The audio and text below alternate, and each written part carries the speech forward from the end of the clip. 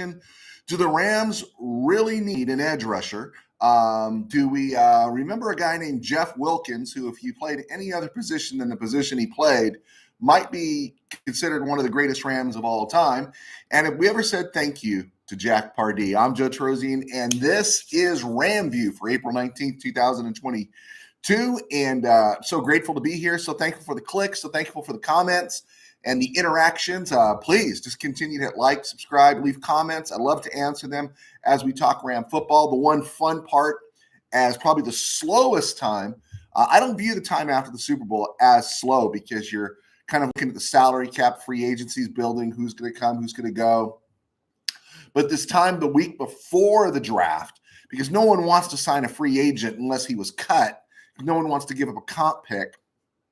And so it's a little slow right now, and as everyone's just putting out their mock drafts, and there's some excellent mock drafts out there, but there's also some mock drafts that are just basically cut and pastes of everybody else's mock drafts. Also, people will just run their mock drafts thinking the computer knows. Well, after the Rams signed Bobby Wagner, I ran a couple of mock drafts that I just wanted to see what the computer said, and the computer continually had me taking a linebacker, an off-ball linebacker, after the Rams drafted Bobby Wagner. And so they're seldom updated because everyone's so focused on getting ready for the draft. The mock draft simulators get kind of messed with. So you really have to investigate and focus when you're going to do those things. I don't see the Rams taking 2 running backs in the draft. Hey, I could be wrong, but those things are out there. So it is a kind of a slow time, but it is also a great time, because it gives you a chance again to evaluate what the Rams need. And the great thing about the Rams is they don't have huge pressing needs. They can start the season tomorrow, provided they were in shape, and be very competitive, if not one of the best teams in the NFL, definitely in the NFC. We talked about corners yesterday, and there's a whole bunch of people that they got their eyes on, right? And D'Angelo Malone, all these guys, Jeffrey Gunter, Coastal Carolina, all these names. But one of the things you constantly see as these names are being discussed and bantied about is that Ram fans aren't the only one discussing these names and bantying them about, and they kind of move up in the process. One name that I did not see very much at the beginning, even after the Senior Bowl and the Combine, was Zion McCollum. But Zion McCollum, about 3 weeks ago, got really hot. And all of a sudden, you'd see his name appear at 104 for the Rams, and that'd be a great draft pick for the Rams. It makes sense. Senior Bowl, he's trending the right way. But the latest drafts that I've watched that some of the higher experts have done, I'm noticing that Zion McCollum's going at 100 to Jacksonville, or he's going in the 90s, and so he's kind of moved up. Dylan Parham, I talked about this, the center from Memphis, is that when the draft process kind of began and started discussing, he seemed like a perfect fit for the Rams. He would be a perfect fit for the Rams. He's a center combo guard, but now I'm looking at him in the mid-third round to high third round. In some cases going as high as in the 60s. And so the names change. So you run your drafts, and all of a sudden the guys that you're talking about getting that appeared on your board, they're not there anymore because other people are grabbing them and they're moving up. And so one of the areas that people are stressing about and don't stress is the opposite edge other than Leonard Floyd. Last year, the Rams went into the season with Justin Hollins as the other edge, and Justin Hollins did a fine job. He tore a pec, missed the whole middle part of the season. By the time he came back, Von Miller was there. But the team likes Justin Hollins, and he's a real project. The Broncos put him in the street a few years ago, and the Rams brought him in. And Hollins does a great job. And if you look at him, is he as explosive, as Von Miller? No. Who's going to be Von Miller? But he holds the edge. He sets the edge. He's good against the run, and he's got flexibility in coverage. He's got a little bit of the Leonard Floyd in him, and so he's a great match. Also, the Rams have hung on to Terrell Lewis, who they spent a premium pick on a few years ago. Now, his problem is he can't stay healthy, but when he is healthy, he is a good, solid linebacker with a little explosion. He could fill the Samson Ebukam, the Okoronkwo role for the Rams.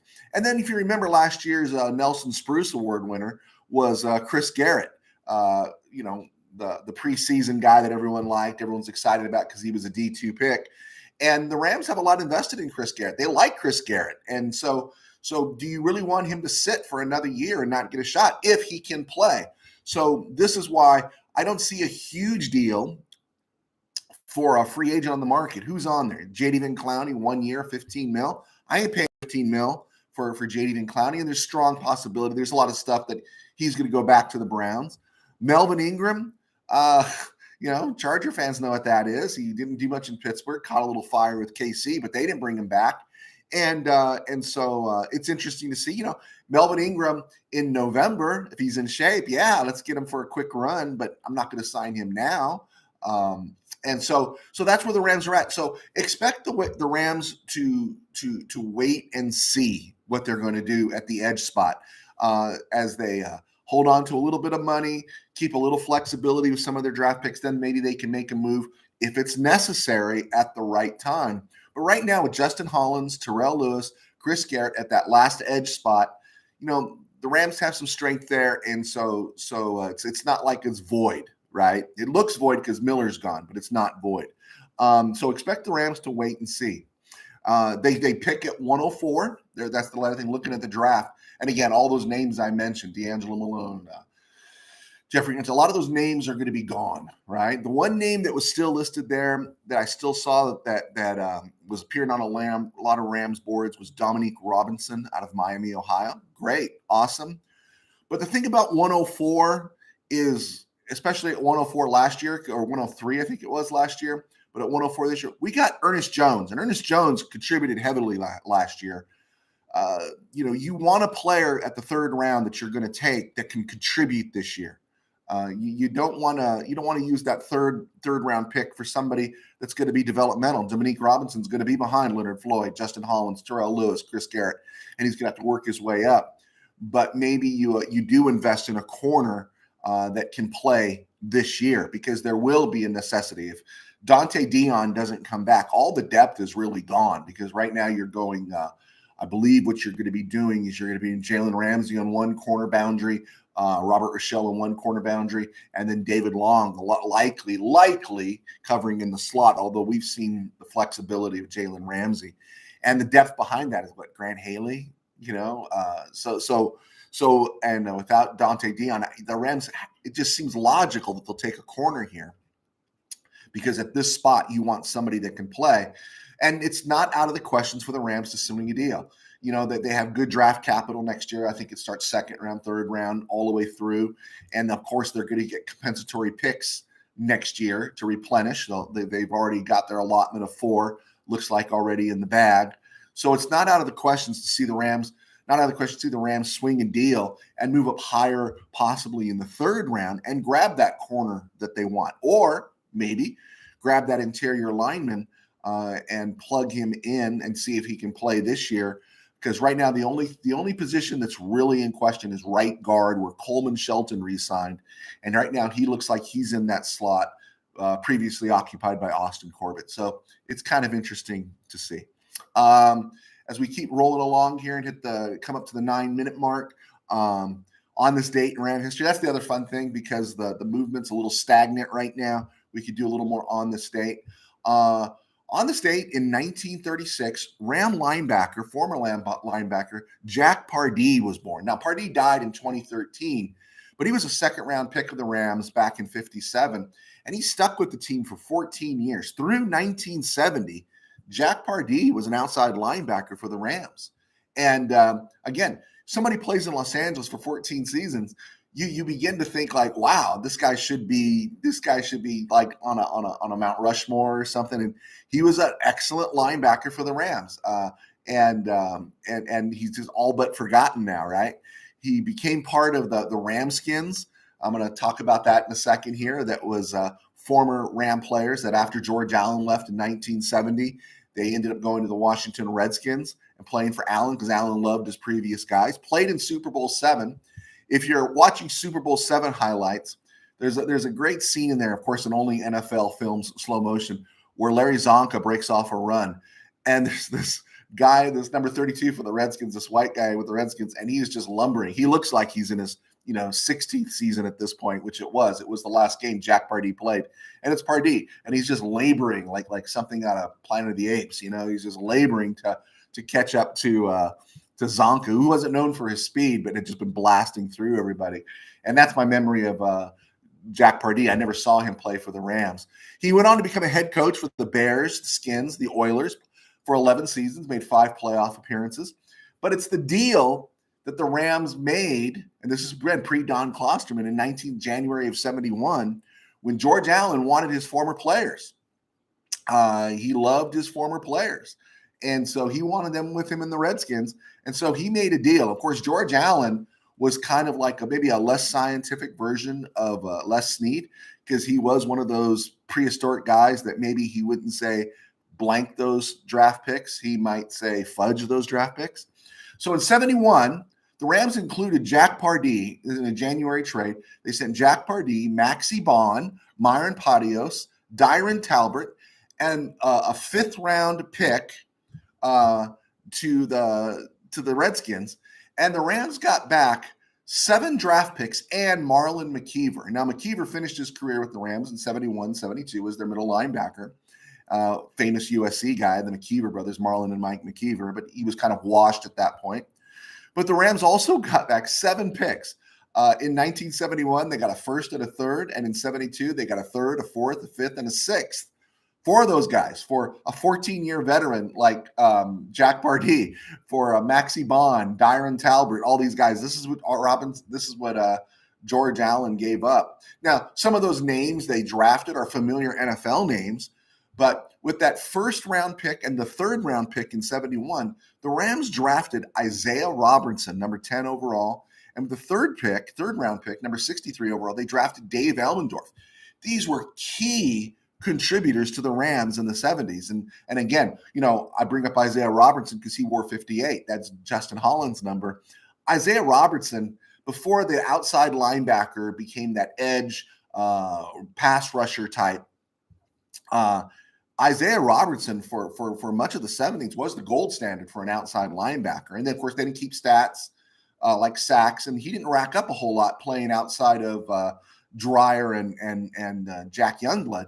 But he was an outstanding linebacker, great coverage linebacker. He's the guy that had this 50-plus yard, 59-yard, I think, pick 6 against the Redskins in the 1974 against the Redskins in the 74 playoffs. How ironic is that? And I was there. I was at the closed end, and he intercepted it and returned it to the peristyle end. It was pretty awesome. And then Dave Elmendorf was still starting at safety for the Rams. His last game was Super Bowl 14 in January of 1980. So a really great draft trade for the Rams in dealing with George Allen.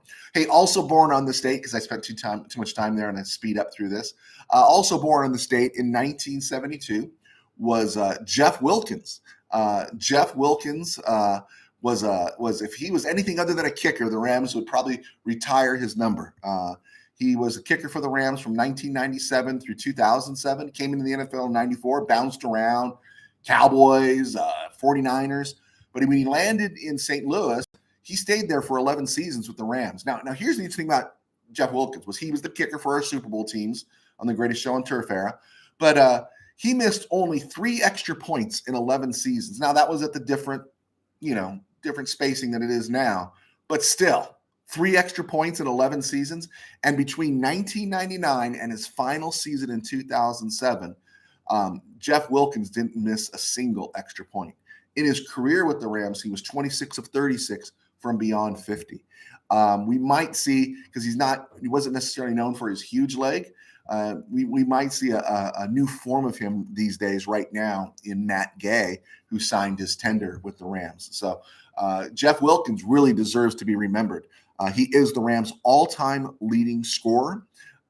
With something like 1,122 points. I really don't care about all-time leading scorer. It's like I don't care who the MVP is. I don't care who the best GM is, as long as we got him. And the nearest Ram right now is about close to 1,000 points behind to becoming the all-time scorer, and that's Cooper Kupp. So Jeff Wilkins is going to hang on to that title for a while, and he deserves to be remembered. Also on this day in 1997, the Rams drafted Orlando Pace. Pace ended up playing for the Rams for 13 years. for the Rams at left tackle, and he ended up, the tackle on the greatest show on turf teams, and ended up in the Hall of Fame in 2016. A little bit interesting about Orlando Pace is the Rams didn't have his draft pick. They were number 6 overall heading into the 97 draft, and then they traded in number 6, number 67, number 102, and number 207 to the Jets for the first overall pick to take Pace. Now, that really paid off for the Rams, right? Because Orlando Pace was, he was the epitome of the pancake, right? That number 6 pick that the Jets obtained, they eventually quickly traded it to Tampa Bay, and Tampa Bay traded it to Seattle before the draft. And with that, the Seahawks took Walter Jones out of Florida State. He started all 12 seasons for the Seahawks at left tackle, and perennial Pro Bowler, All Pro, and he ended up in the Hall of Fame in 2014. I like to throw that out there because after Orlando, it doesn't really matter to the Rams so much, but it's Walter Jones. I mean, one of the best left tackles in history, and it's just interesting that slot that he was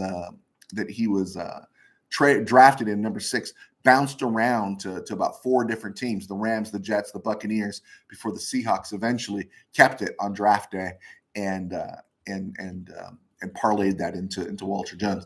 Yeah, thank you for the comments yesterday. It was fun talking about how the Rams ended up giving up the draft picks, the draft slots, to Charles Haley and Steve Wallace for Hugh Millen to rebuild, to help sustain that Frisco dynasty. Just another great move in the John Shaw era.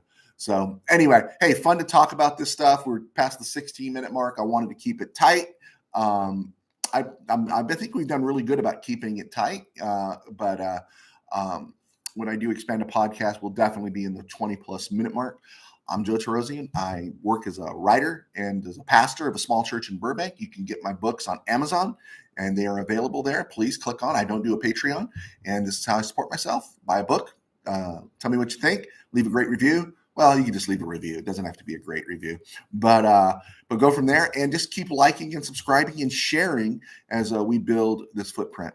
All right, folks, take care. Have a great day, and we'll talk to you tomorrow.